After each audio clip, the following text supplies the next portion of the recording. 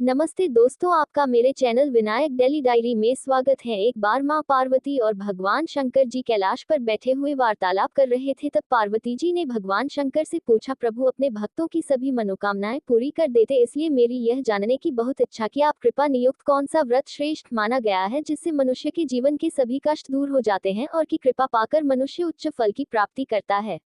आपको तो महाशिवरात्रि मुझे अति प्रिय। इस दिन जो भी सच्चे हृदय से पूजा अर्चना करता है उसके सारे मनोरथ पूर्ण करता। आज मैं आपको महाशिवरात्रि व्रत से जुड़ी एक शिकारी भक्त प्रभु की कथा सुनाता, किस प्रकार प्रभु ने अनजाने ही मेरी पूजा के फल से मोक्ष प्राप्त कर लिया। एक बार चित्रभानु नामक एक शिकारी था। पशुओं की हत्या करके वह अपने परिवार को पालता था। चित्रभानु ने एक साहूकार से पहले कभी ऋण लिया था, लेकिन वह समय पर साहूकार का ऋण नहीं चुका सका, जिस पर क्रोधित साहूकार ने शिकारी को जेल खाने में डाल दिया। संयोग से उस दिन शिवरात्रि थी। बंदी गृह के पास से गुजर रहे शिवभक्त बोलते जा रहे थे, ओम नमः शिवाय, ओम नमः शिवाय। चित्रभानु को सुनाई दिया और मगन हो गया और धार्मिक बातें सुने लगा। शाम होते ही साहूकार ने उसे अपने पास बुलाया। चित्रभानु, पूरा दिन भूखे प्यासे रहकर कुछ तो अकल आ गई होगी। राघवी की मुझे बस कल तक का समय और दे दो। सारा ऋण लौटा देने का वचन देता हूँ, सिर्फ कल तक का ही समय दे रहा हूँ। अगर तो अपने परिवार के साथ इसी गांव में रहना चाहता है तो कल तक मेरा सारा कर्जा चुका देना। माता पार्वती बोली, महादेव, चित्रभानु नहीं तो सुबह से अन्न जल कुछ भी ग्रहण नहीं किया था। महादेव बोले, देवी, चित्रभानु को अगले दिन तक साहूकार का कर्ज चुकाना था, इसलिए वह घर नहीं गया। वहां से जंगल में शिकार के लिए निकल गया, लेकिन दिन भर बंदी गृह में रहने के कारण वह भूख प्यास से व्याकुल था। शिकार करने के लिए तालाब के किनारे बेल वृक्ष पर पड़ाव बनाने लगा। बेल वृक्ष के नीचे शिवलिंग था जो बेलपत्रों से ढका हुआ था। चित्रभानु इस बात से अनजान थे। पड़ाव बनाते समय चित्रभानु ने बेल वृक्ष की जो टहनियां तोड़ी, उसकी बेल पत्तियां संयोग से वृक्ष के नीचे बने शिवलिंग पर गिर गए। इस प्रकार दिन भर भूखे प्यासे रहने पर चित्रभानु का व्रत भी हो गया और शिवलिंग पर बेलपत्र भी चढ़ गए। मैं जानती हूँ प्रभु, ये सब आप अपने भक्तों को सदैव परीक्षा लेते रहते हैं, उन्हें उत्तम जीवन की प्राप्ति देते हो। भगवान भोलेनाथ मां पार्वती के मुख से यह वाक्य सुनकर मुस्कुरा देते और मैं ये कथा कहता हूँ। वह रात्रि का समय था। चित्रभानु शिकार की तलाश में अभी तक उस बेल वृक्ष पर बैठा था। तभी एक गर्भिणी मृगी तालाब पर पानी पीने पहुंची। शिकारी चित्रभानु ने धनुष पर तीर चढ़ाकर ज्यों ही प्रत्यंचा खींची, शिकारी भाई रुको रुको, मेरी हत्या न करो, मैं गर्भवती हूँ, तुम एक साथ दो जीवों की हत्या करोगे, जो कि मुझे कृपा करके अभी छोड़ दो, मुझे जान दो, मैं वचन देती हूँ, मैं बच्चे को जन्म देकर शीघ्र ही तुम्हारे समक्ष आ जाऊंगी, तब तुम मुझे मार देना भाई। चित्रभानु ने सोचा, इस कौरमृगी को मारने का मन ही नहीं कर रहा, इसकी बातों पर विश्वास करके अभी से जाने देता हूँ और दूसरा शिकार आएगा तो मार दूंगा। तो कुछ देर बाद एक और मृगी उधर से निकली।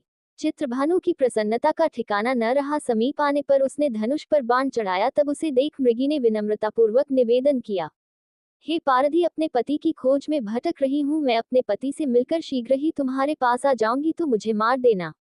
मुझे ये क्या हो गया, मेरे हाथ आया हुआ शिकार को छोड़ दूं, पर प्रत्यंचा चढ़ाते हैं और बार रात्रि का के अंतिम पहर बीत रहा था।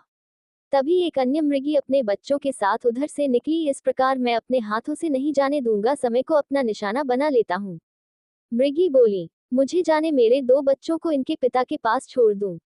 मैं ऐसा मूर्ख नहीं, इससे पहले मैं 2 बार अपना शिकार खो चुका हूँ। मेरे बच्चे भूख प्यास से तड़प रहे हो, तुम सब मुझे बहुत बेवकूफ बना लिया। अब जैसे तुम्हें अपने बच्चों की ममता सता रही है, ठीक वैसे ही मुझे भी अपने बच्चों की चिंता है, इसलिए मेरे छोटे छोटे बच्चों पर दया करो। थोड़ी देर के लिए जीवनदान मांग रही हूँ, मेरा विश्वास कर, मैं इन्हें इनके पिता के पास छोड़कर तुरंत लौटने की तुम्हारे बच्चों के कारण छोड़ रहा हूँ कि परिधि छोड़कर तुम्हें शीघ्र ही लौटना होगा। माता पार्वती बोली। तत्पश्चात मृग वापस लौटे। महादेव बोले की कथा इस तरह से विपरीत। जब शिकार के अभाव में बेल वृक्ष पर बैठा चित्रभानु शिकारी बेलपत्र तोड़ तोड़कर नीचे फेंकता जा रहा था और शिवलिंग पर गिर रहे थे। पौ फटने को हुई तो एक हृष्ट पुष्ट मृग उसी रास्ते पर आया। शिकारी ने सोच लिया कि इसका शिकार वह अवश्य करेगा। शिकारी की तनी प्रत्यंचा देखकर मृग विनीत स्वर में बोला, हे पारधी, यदि तुमने मुझसे पूर्व आने वाली 3 मृगियों तथा छोटे छोटे बच्चों को मार डाला है तो मुझे भी मारने में विलंब न करो, ताकि मुझे उनके वियोग में एक क्षण भी न सहना पड़े। मैं उन मृगियों का पति हूँ, यदि तुमने उन्हें जीवनदान दिया है तो मुझे भी कुछ क्षण का जीवन देने की कृपा करो, मिलकर तुम्हारे समक्ष उपस्थित हो जाऊंगा।